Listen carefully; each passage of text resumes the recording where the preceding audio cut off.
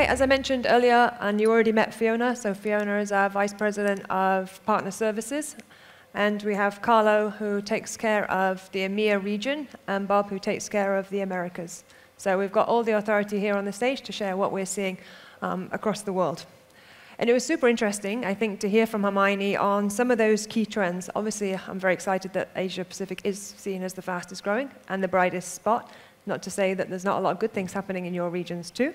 It's also exciting to see what we're seeing from China. And I think it was very interesting to see India travelers being the kind of the bright spot of also travel into the region. And as you heard from Natalie earlier, we're key sponsors of the Cricket World Cup, for example. So it means that we're trying to make sure that we're capturing the demand where we need it. If India travelers are coming into the region, we want to make sure that we are present and relevant in the markets where we know those travelers are coming from. So that was also super interesting to see. Okay, so Carlo, we're going to start with you. What can you tell us that you've seen more about what you've seen the market recover globally, but also in EMEA, and how we've seen this accelerate further since the beginning of this year? Okay. So first of all, I mean, 2022 was a record-breaking year for Booking, despite APAC was still not full back to speed. So we grew our room nights in 22 by 6%, which means that already at the end of 22, we were above 2019, so we were above pre-pandemic levels. And the revenue grew by 13% due to a very strong ADR, and I would say an ever-low price-demand elasticity in the hotel industry, in the accommodation industry. Then moving to 2023, we had a very strong first quarter. Again, the volume of room nights grew by 38% and the revenue by 40%. For one main reason is that travelers all over the world have been booking much earlier than they used to do, mainly for their spring and summer holidays. Moving into Q2, Q2 was also above our expectations. The volume of room nights grew by 9% and the revenue by 27%. And this strength was not only on our accommodation business, it was also there with all our affiliate business and across all other verticals, so car rental, rides, attractions, flights. Our flights grew by 58% in the second quarter of 2023. Then the question moving into Q3 was, will there be enough remaining demand in Q3? And what we saw in July, the business started accelerating again, and globally we grew our business by 20% for the month of July. August remained quite solid, so we are confident that the travel peak throughout Q3 is going to be strong. We are also very much on top of all our major company priorities. So our growth in Q2 was 9%, but the growth of the home segment, so the vacation rental segment, is exceeding the overall company growth. We are growing this segment by 11%. We are generating 48% of the room night through the apps, which is 6 points higher than last year. So we see a very strong trend there. And we have now a total of 600,000 properties that have joined our travel sustainable program. Fantastic, thank you. Exciting things happening, and it's great to see. I know last year we were talking about Asia Pacific following the trends that are happening elsewhere, so it's great to see that that demand is continuing across other regions, and we're starting to see it also here. Bob, maybe we can come to you. The US never seemed to really stop traveling throughout the pandemic. So what have you seen? Any patterns changing from your side? Yeah, well, good morning, everyone. It's an absolute honor to be here representing the Americas. And I don't know if you apologized earlier or what it was about APAC being the fastest growing, strongest growing recovery. I couldn't be. I'm not apologizing at all. I couldn't be, well, you should. No, just kidding. I couldn't be more happy for you. It's, as we did have the benefit of recovering a little bit earlier over in the Americas and led by the US, we couldn't wait for this to happen. So to be here and to be part of it, and also I get to talk about some things on how our travelers are contributing to that, I couldn't be more proud for you. I think just to step back a little bit, I think the question was, it seemed like travel never stopped, and that's not what our experience was. Travel definitely stopped, but I think looking back, it definitely doesn't seem like it did, because we've come to this place I don't know if this is the new norm yet. I keep waiting for it. And so for Hermione to say, hey, we're starting to see some cycles and seasonality that looks like it's a little bit more consistent, that's music to my ears, because we used to have that, and we've been waiting for it to come back. But if we go back to the 2020 period, it was about 5 months where our business just went to nothing, speaking mostly of the US. And then July hit in 2020, and we were shocked at the demand. It was 100% domestic, and it was, I think the kids were at home doing school online, the parents were at home working online, the family was in the same small place 24/7, and they just needed to get out. And they said, all right, we're leaving. We're going out in the country, we're going to the beaches, and we're going to spread out. So our homes business just grew significantly, and we immediately, within 6 months, our domestic performance actually exceeded 2019, but our international business was zero, if you will. It wasn't until a year later, in mid-2021, that we saw hotels become more popular and people starting to increase stays within the cities, because now all of a sudden it was sanitary, clean, safe, secure that people wanted, and it started shifting toward chains and independence because there was a lot of procedures that were put in place, if you will, started to balance out. And then at the end of 21, travel restrictions lifted in the US and throughout 22 across most of the world, and that's where we're at today. So I would say where we're at today, North America, US and Canada, is we see that our home business has grown. We see that our hotels business has grown, not one at the expense of the other, but there's just more travel taking place. The other thing that we see is pre-pandemic, our business was 70% domestic, 30% international. That's both inbound and outbound. And just in the last few months, that's moved to 60-40. So there's actually more outbound or inbound into the US, but also more outbound out. And then talk a little bit about that in regards to APAC here.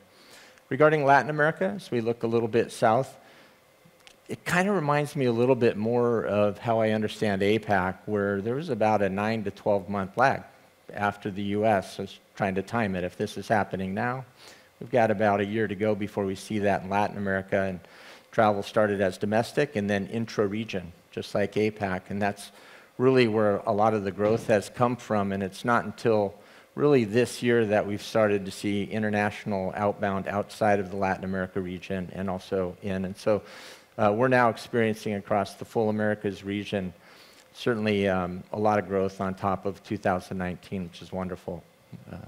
Just going back to your point there, Bob, because I think it's great to see that domestic is growing, but also international is making that shift. So what do you think that means for our APAC partners here? Yeah, let me expand on the increase in our outbound of 40%, because you're getting a lot of it. In fact, I'm going to use some numbers here that are going to sound like I'm using the same numbers, but somehow it just works that way. Our overall average outbound into APAC, excluding China, is 40% above 2019 on average. So the two countries I'll call out, Japan is plus 93%, India is plus 60%. All the other countries have grown, and they're between 20 and 40%. So super healthy growth and inbound from the Americas region overall. Now the key origin markets that are relevant to you are US, Canada, and Brazil, and the key destination markets here are Japan, Thailand, India, Australia, and Philippines would be the top 5 right now. Now that 40% growth number is room nights, so that's truly growth in terms of stays. The way that now reflects in terms of transaction value, or TTV, is 80% increase, and that kind of reflects then the impact of ADR there. A few trends that I think are pretty relevant to you, as Carlo mentioned, people are booking earlier, and we're seeing an increase in that book window to where we're now averaging about 60 days from the Americas into APAC. So remember, that's an average, so there's going to be some on each side of that, some as far as out as 3 months, 6 months. So it's important as you think about your availability and open bookable and what have you, that you're meeting people where they're at and when they're looking. And we're also seeing a lean much more toward leisure travel, which is leading to an increase in length of stay of about 10%. We're finding that if the device is relevant to you, we're finding that the majority are a lot like me, actually, where I'm booking business travel, I'm doing it on my booking app. If I'm booking a leisure travel internationally, I want to do some research, and then I end up researching and booking on a desktop. And so of all of our activity coming into region, about 50% is still being booked on desktop. But the most important metric here is not that, it's mobile. It's only a third of the bookings right now, but that's a 50% increase over the last 2 years. So I wouldn't be surprised if the next 2 to 3 years that 60, 70, 80% of the bookings into APAC from the Americas is via mobile as well. So consider that as you think about merchandising and what have you. America's region, they want to stay in hotels. And so we've seen a decline in hostel stays, and we've seen an increase in hotel stays. And so it's about 2/3 are staying in hotels. And what they're doing is making another mix shift from 1- and 2-star hotels to 3-, 4-, and 5-star hotels. And about 2/3 of the business is going into the 3-, 4-, and 5-star. So folks are willing to pay more to get more, if you will. And I think that's an important thing to also consider in your marketing strategies. So I think just in summary, a lot more business coming your way from the Americas. They're booking earlier, they're staying longer, they're spending more. I wish I had a more positive story to tell you today, but that's just kind of where we're at. That sounds terrible. And I think it's, again, going a little bit back to my point about the India cricket, that it's also great to see that if we're seeing an increase in outbound, and most of it, it's a 40% increase in outbound, and much of it is coming to the Asia-Pacific region, that our investments also into the mindset of the booker in the US. Sometimes I know in the region it feels, and our partners ask, why do you not do more marketing in Thailand, for example? Why do you not do more marketing in Vietnam? So I know sometimes it feels like we're not doing enough here. Although John mentioned there's a lot of things behind the scenes that's always on, but the big brand campaigns, we're putting it into the mindsets of the travelers where they are originating from and coming to us. So all very good, thank you. Carl, I'm going to come back to you. We've seen a great trajectory over the last 18 months. We've got a few months left of this year. Anything, thoughts on what you're seeing? Yes, so for the third quarter, as-booked room nights are expected to be up low double digits, which is good. We are very much encouraged, very much impressed by the strength and the resiliency of demand travel across the board. It's true that when you look at the geopolitical context, the macroeconomic situation, there are lots of uncertainties, so it's very difficult to predict the future, and there could be some volatility from one month to the other. But what we see today, we are very optimistic. What I can tell you is travel demand in all major European booker markets, all major booker markets in the Middle East, in Africa, is very resilient. But this is also true across Americas and across APAC. And for the first time now, the recovery is truly global. So that's very exciting. And when we look at the pace, so basically the room nights we have on the books currently for the upcoming months, we are above 2019. Also very exciting. So it's a lot of positive news. Hermione was not wrong that it's a bright star right now. Carl, just staying with you just for a second. We talked about Bob was sharing what the Americas are seeing, what we can do to capture that demand. But what are you seeing in terms of emerging trends? Any major travelers in traveler behavior that we should be capitalizing on? Yes, what we have seen over the past 16 months, and I think these trends certainly will also happen in your region. First is, as I was explaining, is the resiliency of demand. Despite the high inflation, the high ADR, we don't see any change in customer behaviors. So they are not trading down, they are not trying to book lower category hotels, they are not reducing the length of their stay. On the contrary, they are canceling less and they are booking much earlier, much more in advance. So that's the first trend. Second trend, we see that international travel is back. The international mix of room nights has recovered to 2019 levels. In Q2, already 54% of the room nights were international. So we see more and more international travel, more and more European travelers traveling to the US, more and more American traveling to Europe, but also to the Middle East and to APAC. There is a very strong need to catch up. People have not been able to visit your region in the past 2-3 years, and they can't wait to come. So we see this demand being there.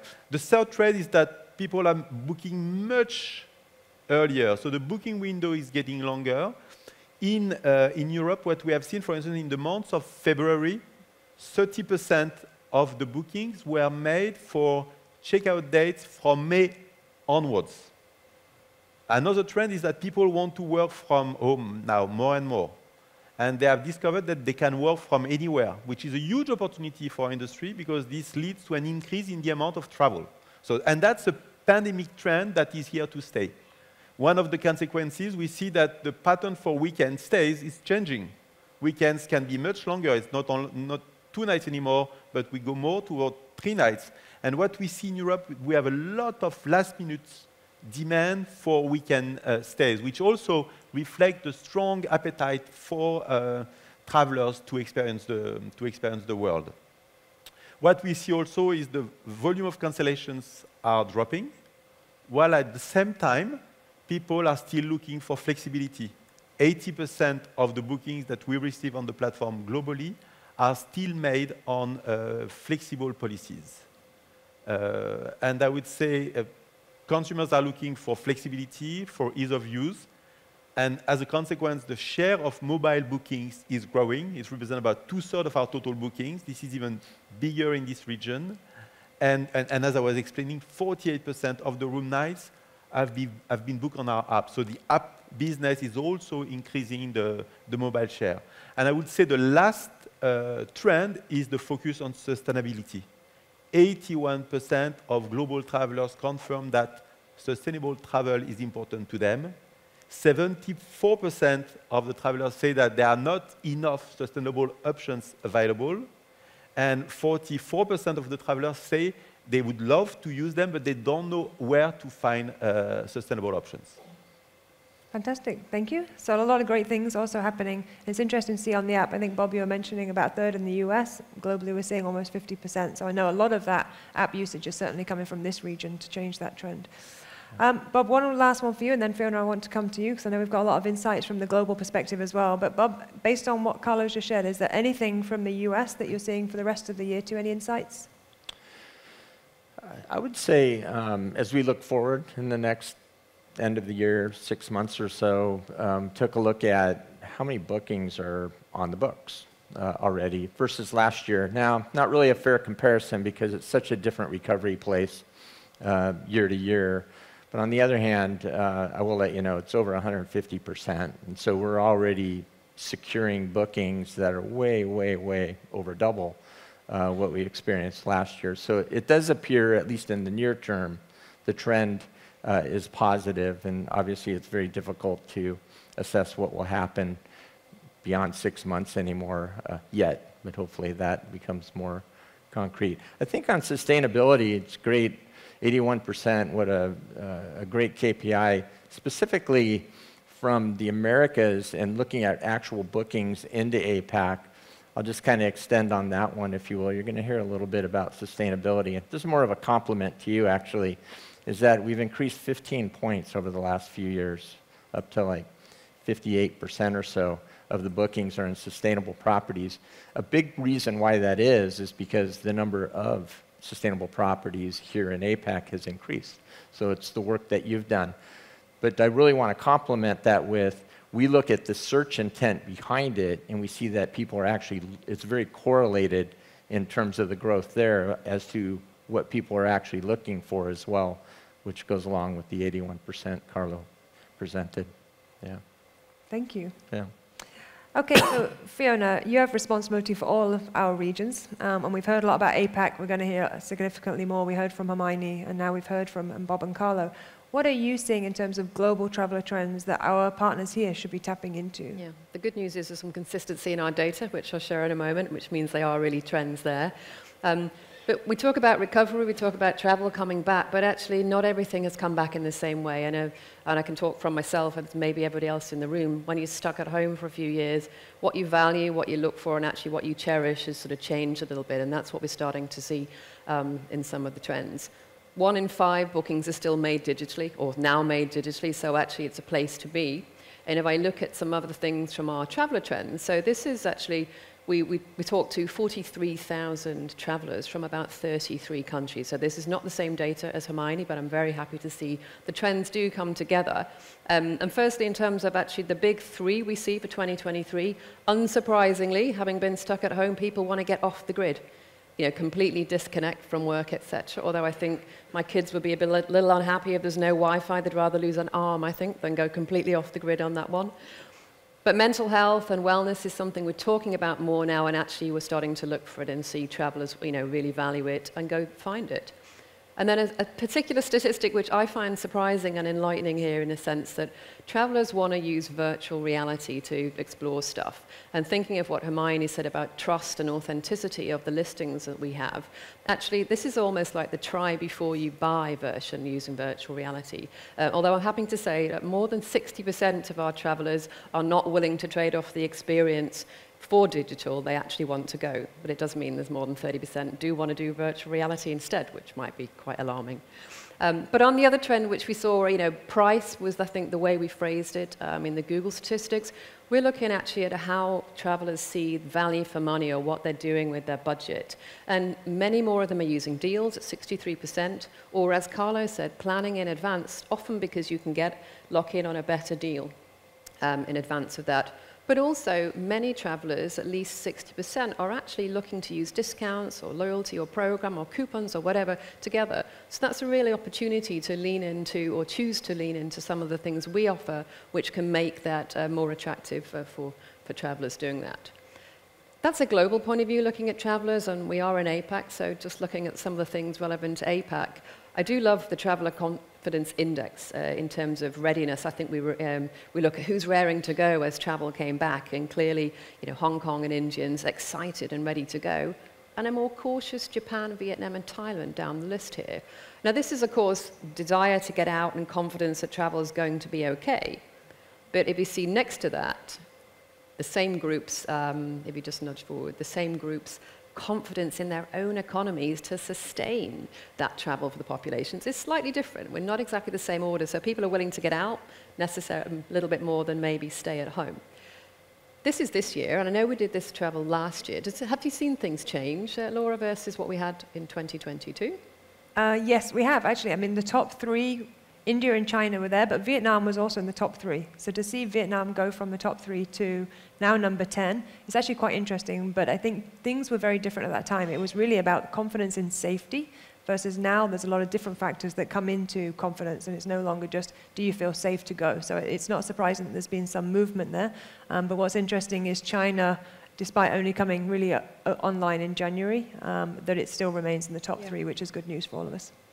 Okay, anything then that we really need to think about for APAC? Again, we're really interested to know what is it that we need to be doing here in the region to capture. And very funnily, I'm going to align with what Hermione said in terms of things to look out. And the first one really is personalization. Though if I give you a different statistic, let's talk about Gen Z, which we always focus on. 57% of Gen Zers actually are interested in personalization, but 45% expect it. They don't see it as optional. That's what they want. So it's very much a call to action to see how we personalize. And then I would close out with my sort of statistics here on sustainability, in the sense that it's a trend that's getting stronger, and there's much more evidence of people walking the talk than just saying they'd like to. And slightly different to what, you know, Carlo's saying, 81%, I think it is, are interested. 40% go looking. Actively go looking for sustainable options. And of the things we're doing, you know, 45% of us turn off airco and heating, 43% carry our own plastic water bottle now. So there's less emphasis to need to do those things. We're picking up the trend. But my eye-opening one that when you don't do this, when travelers who want to be sustainable don't get what they want, 53% get annoyed, which is not a delightful experience I would like to be part of creating. So again, options to lean in with Sustainable Travel Badge, which I know many of you do, and thanks again for doing that. Thank you. Yeah, we do certainly have one of the highest adoptions of the Travel Sustainable Badge, which is something that we're also very proud of. And I know the partners are very keen to make sure that their properties are sustainable, but also we're able to display those to our travellers. And I know we're going to hear more in the next session about sustainability. So I think we just can take a moment to wrap up this session. It's been super insightful. Hopefully you've got some key takeaways that will help to enhance what you do to capture the travel demand. And I know certainly we are looking to make sure that we'll provide every way possible, whether it is putting the emphasis in the booker location, but also it's interesting to see virtual reality is here as a try before you buy, ideally, or maybe locations you could never go. But certainly it's inspiring to know that that human touch, that service piece, that experience still remains very relevant. So we'll just leave these up here for you to think about in ways for you to continue to capture the demand. And with that, I would like to say thank you, Bob, thank you, Fiona, thank you, Carlo, for joining me on the stage. Thank you. Thank you. Thank you, everyone.